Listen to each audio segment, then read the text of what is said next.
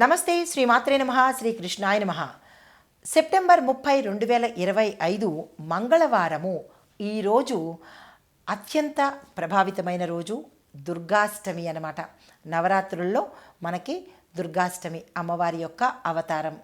అయితే మెగా9 భక్తి టీవీ ప్రేక్షకులకు ప్రతి ఒక్కరికి పేరు పేరున అమ్మవారి యొక్క దుర్గాష్టమి శుభాకాంక్షలు తెలుపుకుంటూ, అమ్మవారి యొక్క అనుగ్రహము మీ ప్రతి ఒక్కరికి, మీ కుటుంబంలోనూ మీకు అందాలి అని కోరుకుంటూ పంచాంగంలోకి వెడదాము.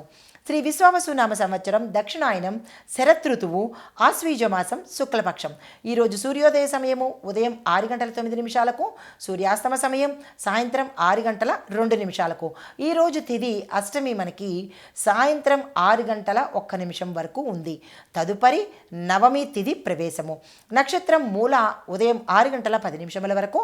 తదుపరి పూర్వాషాఢ నక్షత్ర ప్రవేశము.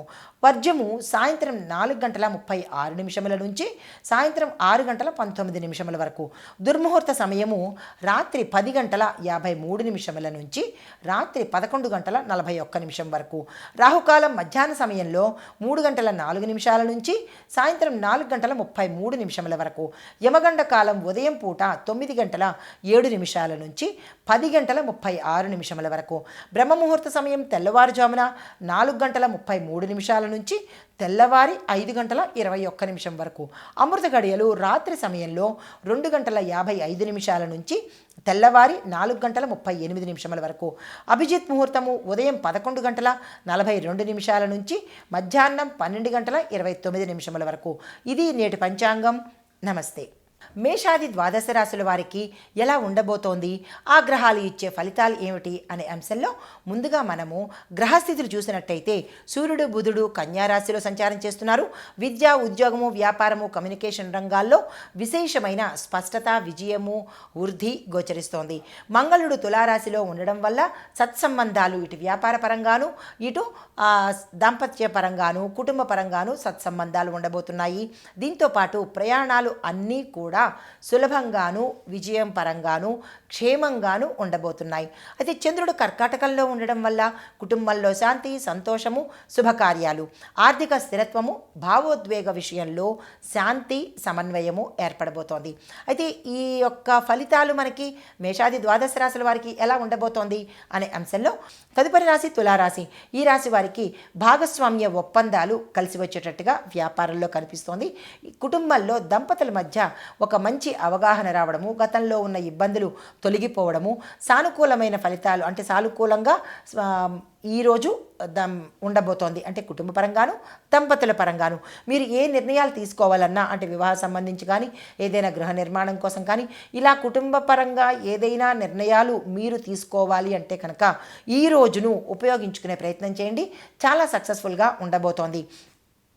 అయితే వ్యాపారస్తులకు చూసుకున్నట్టయితే కనుక వ్యాపార పరంగాను వాణిజ్య పరంగాను మీ యొక్క భాగస్వామ్య అంటే అగ్రిమెంట్స్ కానీ పార్ట్నర్షిప్ వ్యవహారాల్లో కొత్తగా ఒప్పందాలు చేసుకోవడానికి కానీ లేదా అంటే టర్మ్స్ అండ్ కండిషన్స్ రాయించుకోవడానికి కానీ ఇలాగా భాగస్వామ్య వ్యాపారానికి సంబంధించినటువంటి మాటలు కానీ లేదా ప్రయత్నాలు కానీ ఈరోజు సక్సెస్ అయ్యే అవకాశాలు చాలా ఎక్కువ కనబడుతుంది. దానికి సంబంధించి ఎవరైనా కొత్తగా భాగస్వామ్యం చేసుకోవడం కానీ లేదా టెన్యూర్ని మనం మార్చుకుంటూ ఉంటారు, అంటే ఒక సంవత్సర కాలాన్ని పొడిగించుకోవడము, మీ యొక్క భాగస్వామ్య టెన్యూర్ని పొడిగించుకోవడం కానీ ఈ సమయంలో చేసినట్టయితే కనుక మంచిగా ఉండే అవకాశం కనబడుతోంది. అలాంటి వారు ఎవరైనా ఉంటే ఈ రోజును ఉపయోగించుకోండి. అయితే కుటుంబపరంగా చూసుకున్నట్టయితే కనుక కుటుంబంలో శుభవార్తలు వినడము, శుభకార్యాలకు సంబంధించినటువంటి నిర్ణయాలు తీసుకునేందుకు సూచనలు కనిపిస్తున్నాయి. ఆరోగ్యపరంగా చూసినట్టయితే కనుక ఎటువంటి అనారోగ్య సూచనలు ఈరోజు కనిపించట్లేదు. ప్రయాణాలు లాభిస్తాయి, పెట్టుబడులు లాభాన్ని తెచ్చిపెడతాయి. ఉద్యోగపరంగా చూసుకున్నట్టయితే కనుక ఉద్యోగస్తులకు స్థానచలనాలు కనిపిస్తున్నాయి.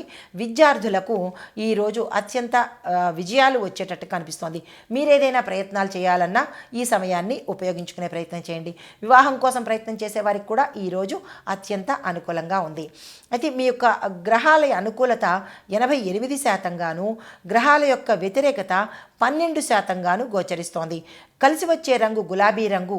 ఈ రంగు వస్త్రాలను ధరించి ఏదైనా కీలకమైన పనులు చేసుకున్నట్టయితే ఆగిపోయిన పనుల కోసం ప్రయత్నం చేసినట్టయితే కనుక సానుకూలంగా జరిగే అవకాశం ఉంది. మీకు చెప్పదగిన పరిహారము, ఏదైనా ఆలయంలో కానీ బయట కానీ 5 పేదవాళ్లకు అన్నదానం చేసినట్టయితే కనుక మంచి ఫలితాలు పొందుతారు. నమస్తే.